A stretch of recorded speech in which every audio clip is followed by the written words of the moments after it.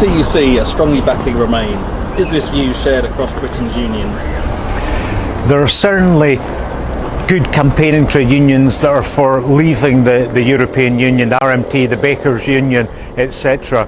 It's also got to be noted that there are thousands of trade unionists within the unions whose formal position is to remain, wanting to leave. Trade unionists against the European Union have been holding fringe events right through the conference season, and we've found that more recently more and more trade unionists are telling us that they want to leave.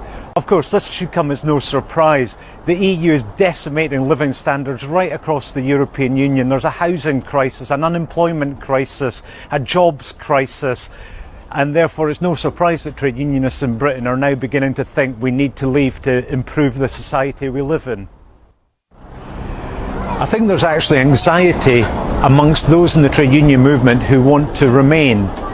The recent letter by Brendan Barber and David Cameron to The Guardian, trying to convince Britain's workers that David Cameron had their interests at heart, was farcical and an insult to all those millions of working people in Britain who have suffered an austerity, a housing crisis, a pay freeze, unemployment through David Cameron's policies.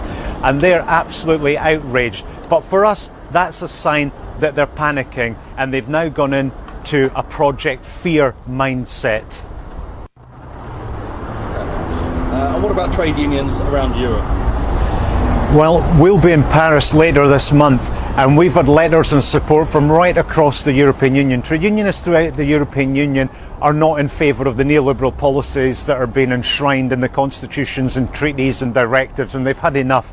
And we're absolutely certain that if we vote to leave the European Union, there'll be a demand in most other European countries to follow suit.